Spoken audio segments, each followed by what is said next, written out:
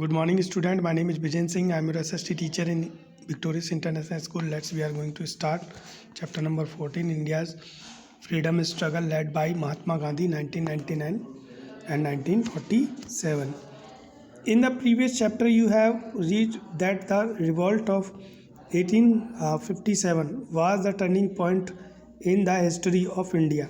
ठीक है, तो आप पिछले अध्याय में पढ़ चुके हैं 1857 के विद्रोह के बारे में, जो कि भारतीय इतिहास का एक जो है टर्निंग पॉइंट था थ्रू द रिवोल्ट फील्ड। यद्यपि ये जो विद्रोह था वो ज़्यादा कामयाब नहीं हो पाया था।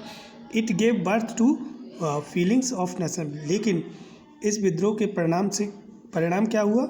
इस विद्रोह से यह परिणाम हुआ कि जो भारतीय थे उनके अंदर देशभक्ति का भाव जाग गया। Indian leader felt to need to unite peoples from all over the countries. तो भारतीय नेता थे, उन्हें जो है ये आवश्यकता महसूस हुई कि क्यों ना सारे भारतीयों को to rise against the British rule, जो अंग्रेजी शासन है उसके खिलाफ जो है सभी भारतीयों को इकट्ठा किया जाए। This led to the formation of Indian National Congress.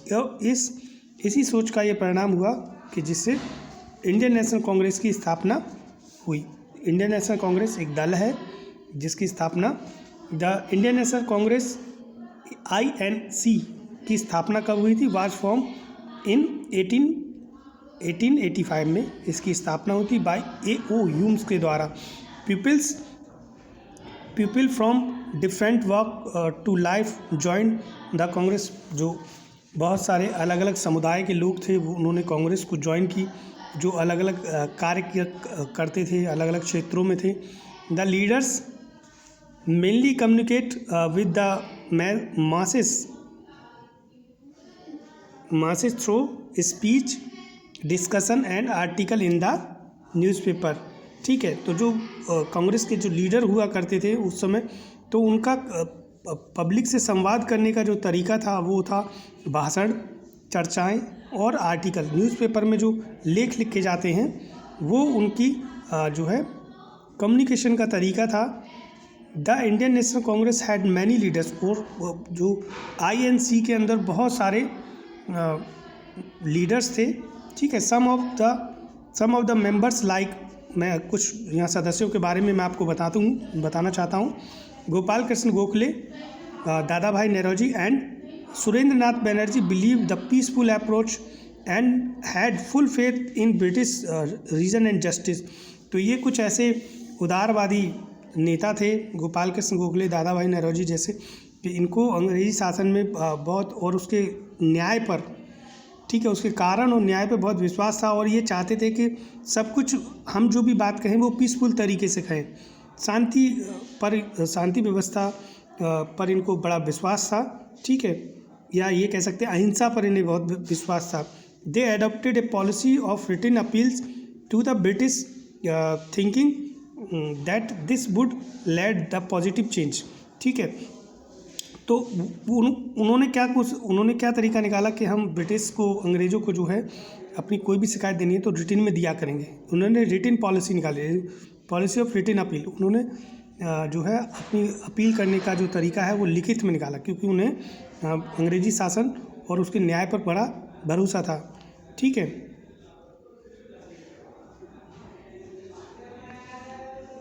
Because of their peaceful approach they were called moderate.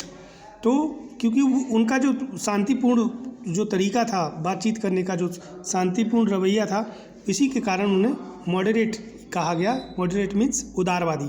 ठीक है, उदारवादी कहा गया। However the moderate failed to achieve their aim as a British government did not cooperate with them. हालांकि जो उदारवादी थे उनका जो ये तरीका था अपने लक्ष्य को प्राप्त करने का, वो फेल हो गया। ठीक है, ब्रिटिश सरकार ने उनकी कोई बात नहीं मानी और उनके साथ कोई भी सहयोग कोऑपरेट नहीं किया।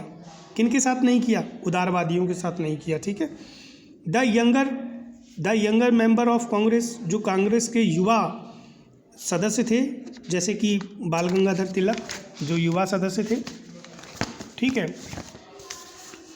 लाला लाजपत राय और बिपिन चंद्र पाल, ठीक है, disagree with their elders on the method of freedom struggle and want immediate action. तो ये जो युवा, जो नए युवा सदस्य थे, उनको ये जो सीनियर लीडर्स थे, इनका ये तरीका पसंद नहीं आता था कि जाओ और शांतिपूर्ण तरीके से बात करो, हैं, वो इस चीज़ से सहमत नहीं थे।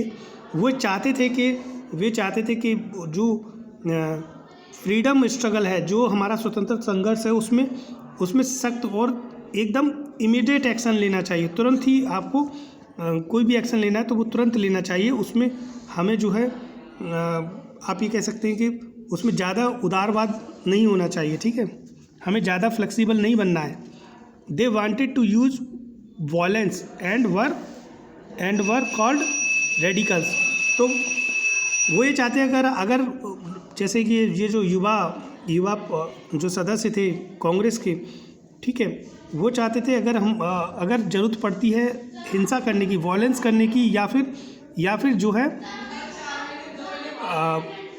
वो चाहते थे अगर ज़रूरत है, हिंसा करने की ज़रूरत है, तो हमें वो भी करना चाहिए। इसी वजह से, क्योंकि वो वॉयलेंस के भी समर्थन करते थे, इस वजह से उन्हें रेडिकल्स कहा गया, ठीक है, रेडिकल्स कहा गया। Together the three were popularly known as Lal Bal Pal. तो ये गरम दल के नेता थे, ठीक है, इसलिए इनको, ये जो तीनों नेता हैं, इनको लाल बाल पाल के नाम से भी जाना जाता था। ये बहुत लोकप्रिय हो गए थे इनके सरनेम्स की वजह, आप ये कह सकते हैं लाल बाल पाल, ठीक है। इस तरीके से ये जो है जाने जाते थे। नेक्स्ट वीडियो में हम आपको पार्टीशन ऑफ बंगाल के बारे में पढ़ाएंगे। तब तक के लिए थैंक यू।